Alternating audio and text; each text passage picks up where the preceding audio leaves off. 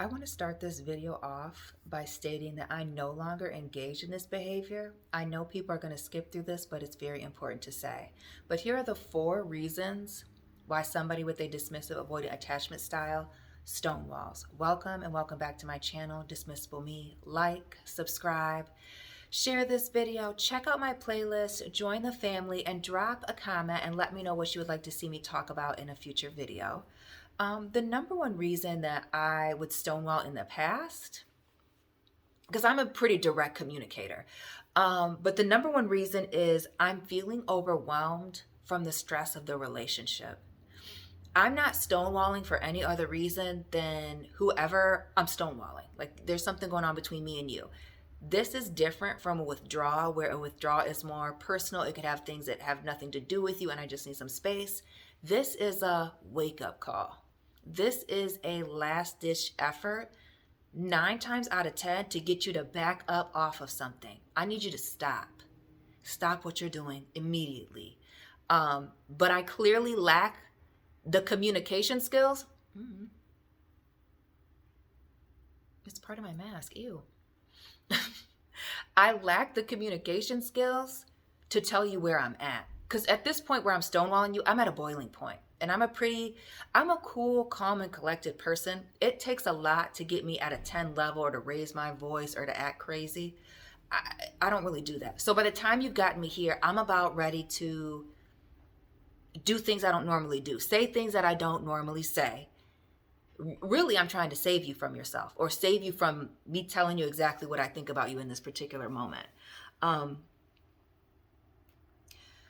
When I'm stonewalling also, at this point, I am considering ending the relationships. For me, a stonewalling is the end.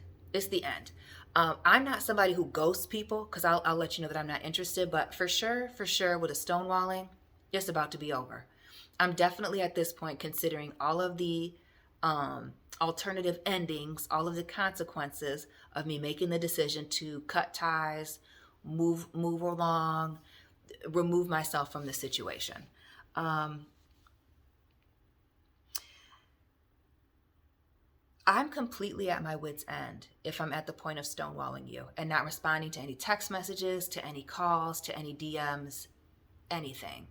And I know that I mentioned this in my last video about how I sabotage relationships, and I spoke about a friendship that I had to let go.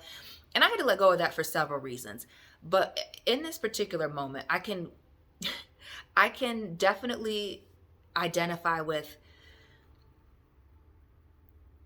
part of me feels like I was just ignoring them being very emotional because I understood that what they were going through, this is one of those times where it really didn't have anything to do with me.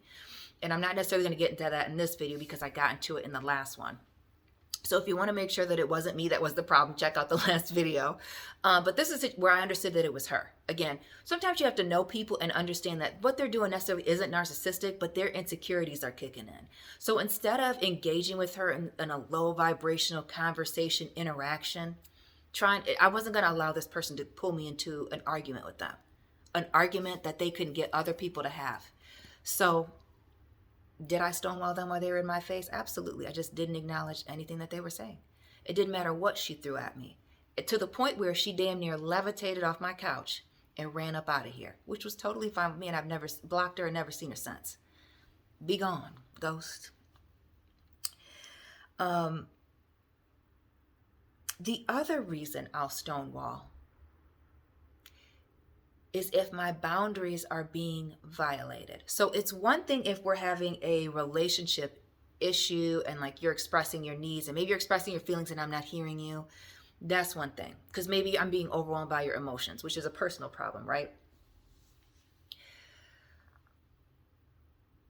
But if I've given you an answer to something and that is my final answer, that's my final answer. If you continue to bring up the same issues with me over and over and over again, I don't know what else to say. So I might not say anything.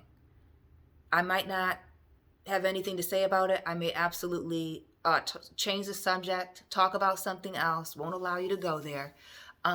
because I'm not going to continue to have the same conversation over and over and over again. You need to make the adjustment, or I'm going to walk away. Maybe you need to walk away, because I do feel like sometimes people lack boundaries or lack the self-respect to walk away when somebody's not serving them.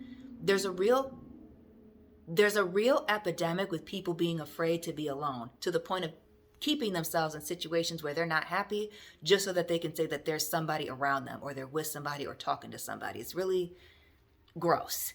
But yeah, if I've given you a final answer, if I'm continuing to have the same conversation with you or talk about the same things, I'm no longer going to go there.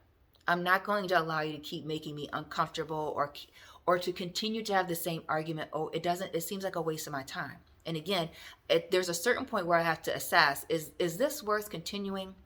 Or do I need to back away from the situation because this person doesn't know how to back away?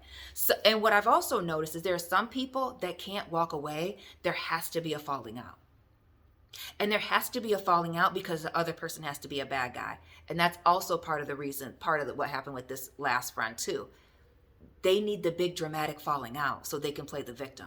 I wasn't giving them the victim out. If anything, which is actually the case, she just embarrassed herself. So I let her go. I let her go, carry that shame and keep it freaking moving. But yeah, I'm not going to continue to go back and forth. That's ridiculous to me. It's a waste of my time. It's a waste of my breath. Why am I talking to you till I'm blue in the face? You don't care. If you're repeatedly crossing my boundaries, what can I do? Because clearly, one thing about me, I've always been crystal clear about my boundaries. You can't do this. I'm not doing that. And if you like it, great. If you don't, great. I can handle that too. I will accept that and move accordingly. Again, I'm not afraid to remove myself from a situation at all. And I've done it so quickly, it's literally made people's heads spin. If I am feeling unheard, and I'm getting a lot of pushback on a serious issue for me, I'm going to remove myself from the situation, and it might be a stonewalling in process. That's just the thing. And again, as I mentioned at the beginning of this video, this isn't something that I do now, but I totally understand the mindset. Because there have been times recently where I'm like, see, you lucky I'm a better person. That I'm just going to be cool, calm, and be direct and keep it moving. But the continuous or habitual crossing of my boundaries, it's going to cause me to stonewall. And again, the stonewalling for me is it's about to be over. I'm really contemplating leaving because it's rude. It's very rude. And I know it's rude. I know it's hurtful, but what else can I do? Because you crossing my boundaries, you continuing to bring up the same conversation over and over and over again. I'm looking at my notebook here on the floor. I'm going to keep it moving. I'm not going to stay in an unhappy situation. I'm not going to stay in a place where I understand that this person is miserable and there's really nothing that I can do to help them. Again, the crossing of my boundaries is enough for me to, again, if I stonewall, know that a breakup is coming next. You don't have to guess. You don't have to reach out to a psychic. It's coming. It's coming like Christmas and New Year's. It's going to be over. Stonewalling to me is the beginning of the end. I'm only going to stonewall you once, but I feel like for other people, stonewalling is a consistent thing. And that to me has to be the triggering of the end of a cycle and probably the repeat of another one for the people that do the cycle thing. But if I'm feeling overwhelmed by the relationship for whatever reason, if we're having to have the same conversation over and over and over again, and I'm not getting it, you're not getting it, and I see that it's never going to go anywhere. If you're continuing to cross my boundaries or put pressure on me to do things I'm uncomfortable with doing, boop, without any hesitation, I will stonewall you before I cut you off. And I'm not going to drag this video out because I've done 3 other videos now. And I'm getting tired. So please let me know what resonated for you in your situation with the avoidant in your life. Hit the like button, subscribe, check out my other content.